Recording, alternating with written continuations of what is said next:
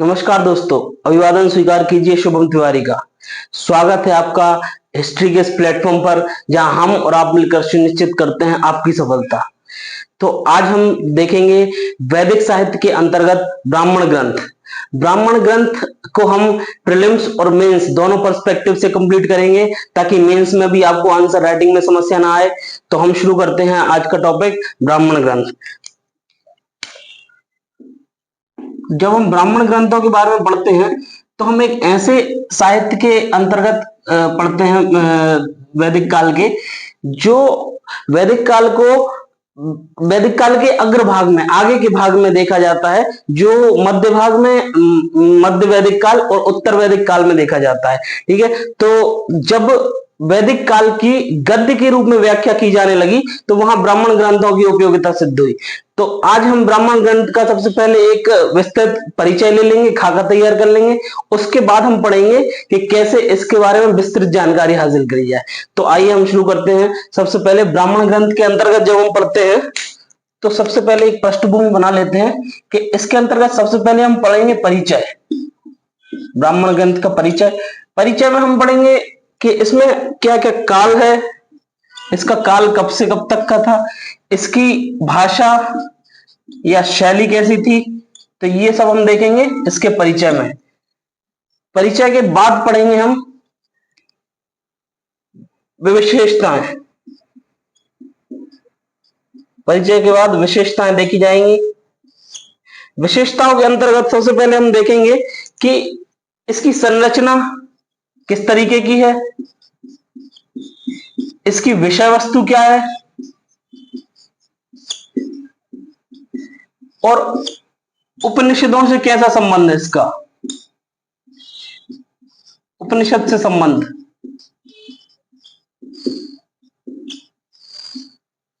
विशेषता में मुख्यतः हम ये चीजें देखेंगे। इसके बाद जो सबसे महत्वपूर्ण इस टॉपिक के अंतर्गत आता है, ब्राह्मण ग्रंथ कौन कौन से हैं, कौन से ग्रंथ किस वेद से संबंधित है। चारों वेदों के नाम देखेंगे हम इसमें। उसके बाद हम सबसे महत्वपूर्ण चीज देखेंगे, इसमें महत्व क्या है, इसका, इनका क्या महत्व है। तो ये हमने एक पृष्ठभूमि तैयार कर ली ब्राह्मण ग्रंथ की, जो हम आगे पढ़ेंगे। तो इसमें हम परिचय लेंगे सबसे पहले, फिर विशेषताओं पे ध्यान देंगे, फिर कौन कौन से ब्राह्मण ग्रंथ हैं। ये सबसे ज्यादा महत्वपूर्ण प्रश्न रहेगा इसमें, ब्राह्मण ग्रंथ वेदों के कौन कौन से हैं। ठीक है, और उसके बाद हम महत्व देखते हुए इसको समाप्त करेंगे। तो आइए हम शुरू करते हैं परिचय से। जब हम ब्राह्मण ग्रंथ में परिचय के अंतर्गत पढ़ते हैं तो सबसे पहले हम देखते हैं कि ब्राह्मण ग्रंथों की आवश्यकता क्या पड़ी, इनको क्यों लिखा गया। जब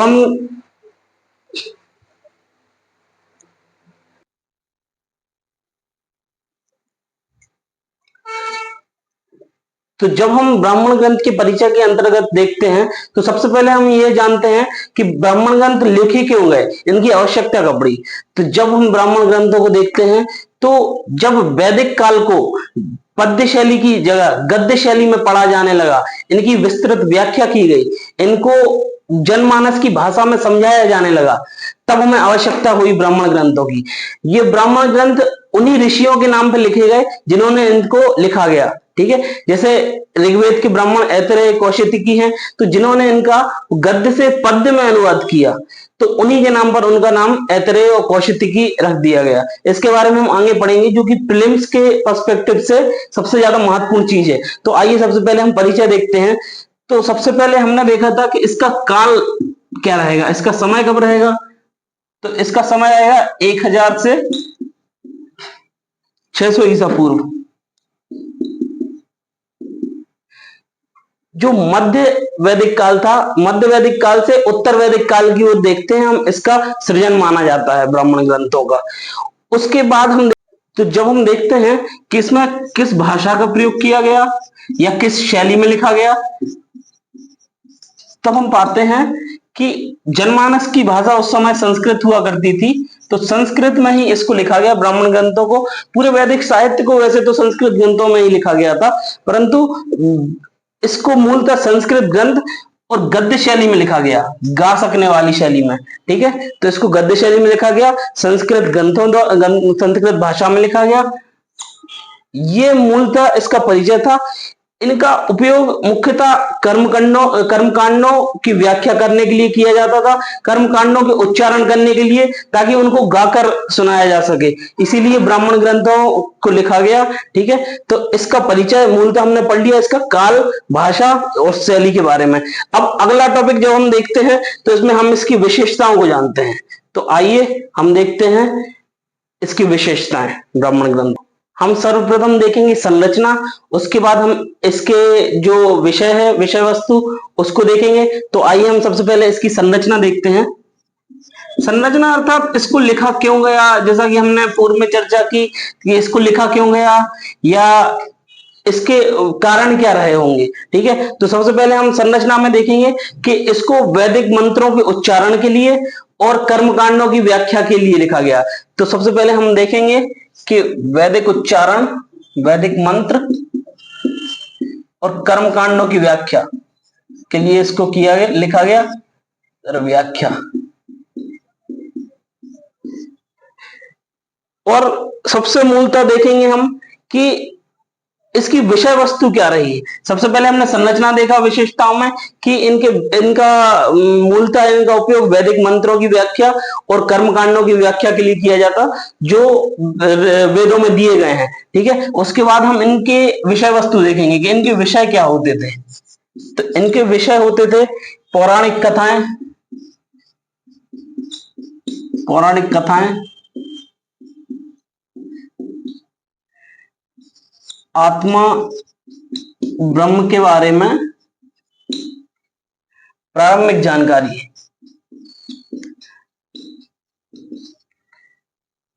इनका मुख्य विषय पौराणिक कथाओं द्वारा दर्शाया जाता था, यानी ये पौराणिक कथाओं का एग्जाम्पल लेके अपने जो कर्मकांड है उनकी व्याख्या करते थे। ठीक है, उसके बाद इसमें आत्मा और ब्रह्म के बारे में प्रारंभिक जानकारी दी है। इसका अर्थात ये है, ये मूलतः उपनिषदों से संबंधित होते हैं। उपनिषदों की जो प्रारंभिक व्याख्या है वो हमें ब्राह्मण ग्रंथों से ही प्राप्त होती है। तो इसके बारे में हमने जानकारी ली है। तो विशेषताओं में सबसे पहले इसकी संरचना देखी हमने कि इनका उपयोग मूलतः वैदिक मंत्र और कर्मकांडों के उच्चारण के लिए या इनकी व्याख्या के लिए होता था। दूसरा, हमने इसके विषय देखे तो वो पौराणिक कथाओं से संबंधित होते थे। ये आत्मा और ब्रह्म के बारे में प्रारंभिक जानकारी प्राप्त करवाने वाले स्रोत होते थे ब्राह्मण ग्रंथ। ठीक है, इनका उपनिषदों से संबंध माना जाता है क्योंकि ये मूलतः दार्शनिक विचारधारा या दार्शनिक बातों का प्रयोग करते थे। तो इधर हम लिख लेते हैं दार्शनिक बातें। ठीक है, दार्शनिक बातों को प्रयोग करने के कारण इनका संबंध हम उपनिषदों से मानते हैं। अब इसके बाद जो सबसे महत्वपूर्ण टॉपिक है कि किस वेद से कौन सा ग्रंथ संबंधित है, तो सबसे पहले हम जानकारी लेंगे कि कौन सा वेद कौन सा ब्राह्मण ग्रंथ किस वेद का प्रतिनिधित्व करता है। तो आइए हम देखते हैं कि कौन सा ग्रंथ कौन से वेद से संबंधित है। ऋग्वेद, पहले एक साइड चारों वेद लिख लेते हैं। ऋग्वेद, यजुर्वेद, सामवेद और अथर्ववेद।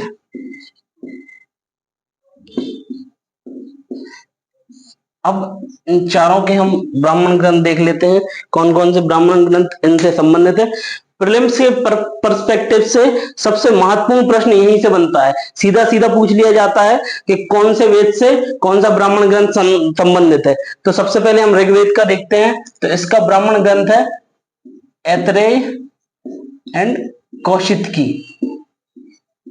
कौशितकी,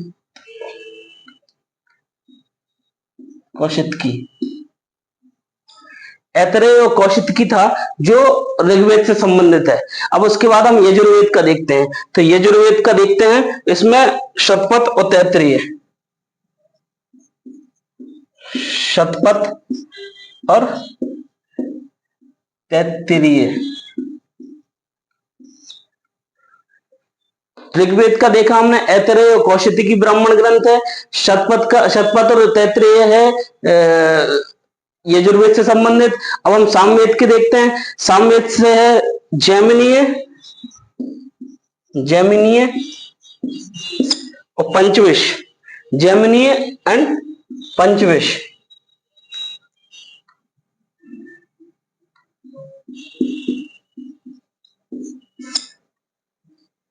ऋग्वेद का देखा हमने ऐतरेय कौशिकी, यजुर्वेद का शतपथ और तैत्तिरीय, सामवेद का जैमिनी और पंचविश, और अथर्ववेद का गोपथ। ये चारों वेदों के ब्राह्मण ग्रंथ हैं। इनको इतना रट लेना है क्योंकि मोस्ट प्रोबेबली क्वेश्चन यहीं से बनता है, ब्राह्मण ग्रंथ से संबंधित, तो इनको हमें बहुत अच्छे से याद कर लेना है। इसमें सबसे महत्वपूर्ण पूछा जाता है शतपथ और गोपथ। जो शतपथ रहता है, ये शतपथ मतलब ऋग्वैदिक साहित्य में या वैदिक साहित्य में ऋग्वेद के बाद सबसे महत्वपूर्ण ग्रंथ या सबसे प्रमाणिक ग्रंथ माना जाता है, तो वो शतपथ को माना जाता है। और सबसे अंत में अथर्ववेद का जो ब्राह्मण ग्रंथ है गोपथ, उसको भी बहुत महत्वपूर्ण माना जाता है क्योंकि इसमें कर्मकांड, जादू टोने से संबंधित व्याख्या दी गई है। जादू टोने, आयुर्वेद से संबंधित सारी ब्राह्मण ग्रंथ में इसी में व्याख्या दी गई है, तो इसको भी बहुत अच्छे से याद रखना है कि अथर्ववेद का ब्राह्मण ग्रंथ है गोपथ। ठीक है, तो आइए हम आगे इसके महत्व को जानते हैं और फिर हम वीडियो खत्म करते हैं। तो अब हम अंत में ब्राह्मण ग्रंथों के महत्व के बारे में जानेंगे, उसके बाद हम वीडियो को समाप्त करते हैं। तो आइए हम ब्राह्मण ग्रंथों के महत्व को देखते हैं, इनका क्या महत्व है। सबसे पहले हम इसके धार्मिक महत्व के बारे में देखते हैं कि धार्मिक महत्व किस तरीके का है इनका। उसके बाद हम देखेंगे दार्शनिक महत्व के बारे में। सबसे पहले जो हम धार्मिक महत्व के बारे में देखते हैं, तो इसका धार्मिक महत्व ये रहा कि इन्होंने मानक निर्धारित किए, मानक निर्धारित किए कि किस तरीके से पूजा होनी चाहिए या किस तरीके से कर्मकांडों का निर्वहन होना चाहिए।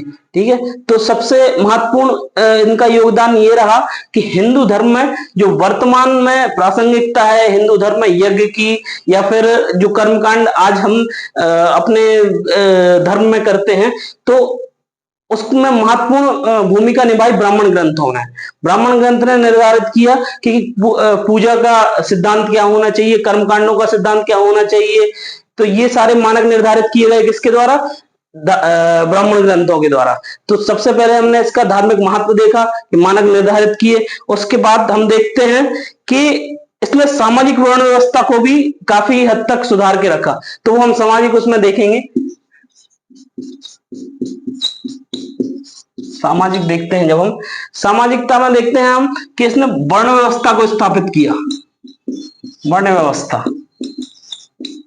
इसमें धार्मिक में देखा हमने कि इसने कर्मकांडों के मानक निर्धारित किए, और सामाजिक उसमें देखा हमने कि इसने वर्ण व्यवस्था के मानक निर्धारित किए कि सब वर्णों के क्या क्या कार्य रहेंगे, उनको किस तरीके से अपने कर्तव्यों का निर्वहन करना है। ये सारे उनका लेखा जोखा ब्राह्मण ग्रंथों में मिला। वर्ण व्यवस्था के लिए उन्होंने सारे कार्य निर्धारित किए जिसने समाज को सुचारू रूप से चलाया। ठीक है, अब हम दार्शनिक देखते हैं। दार्शनिक विचारधारा में जब हम देखते हैं, तो अभी हमने कुछ देर पहले पढ़ा था कि आत्मा तो ब्रह्म के बारे में प्रारंभिक जानकारी में मिलती है, यानी कि ब्राह्मण ग्रंथों में ही दार्शनिक विचारधारा का उद्भव होना शुरू हो गया था, जिसको बाद में उपनिषदों, अरण्यकों के द्वारा और आगे ले जाया गया। तो दार्शनिक में दार्शनिक जो विचारधारा का प्रारंभ हुआ वैदिक साहित्य में, वो ब्राह्मण ग्रंथों से हुआ, जिनको आगे ले जाया गया उपनिषदों के द्वारा, जो अगली वीडियो में दिया गया है। ठीक है, तो आइए और देखते हैं हम कि सबसे पहले हम इसमें देखा हमने कि धार्मिक ग्रंथ, धार्मिक महत्व क्या रहा, इसने मानक निर्धारित किए। ठीक है, कर्मकांडों के और धर्म के। उसके बाद दार्शनिक विचारधारा में हमने देखा कि इसने आत्मा ब्रह्म की प्रारंभिक जानकारी दी। आत्मा मतलब जो दार्शनिक विचारधारा का है वो उद्भव हुआ। और सबसे अंत में हम सामाजिक महत्व के बारे में देखते हैं कि इसने वर्ण व्यवस्था को सुचारू रूप से चलाने के लिए साहित्य प्रस्तुत किया या उसके बारे में मानक निर्धारित किए। तो ये मूलतः ब्राह्मण ग्रंथ की जानकारी हमने ली, जिसके बारे में सबसे पहले हमने उसके पूरे परिचय के बारे में देखा, उसके बारे में हमने उसके महत्व के बारे में देखा। विशेषताओं के बारे में, क्या विशेषताएं रही, क्या विषय वस्तु होती है उसकी। फिर हमने जो सबसे महत्वपूर्ण भाग था इसका वो देखा, जिसमें हमने अलग अलग धर्मों के अलग अलग वेदों के अलग अलग वैदिक ग्रंथ देखे या ब्राह्मण ग्रंथ देखे, ठीक है। उसके बाद सबसे अंत में हमने इनके महत्व के बारे में जाना। तो इसके साथ ही हमारा संपूर्ण ब्राह्मण ग्रंथ, इसके बाहर और कहीं नहीं जाएगा क्वेश्चन कोई भी, ठीक है। तो ये संपूर्ण जो ब्राह्मण ग्रंथ का टॉपिक था ये कंप्लीट हो गया। ये एमपीपीएससी, यूपीएससी और नेट के पर्सपेक्टिव से भी काफी सफिशिएंट है। तो इससे आपका पूरा कंप्लीट हो जाएगा। तो मिलते हैं हम अगली वीडियो में। Thank you so much.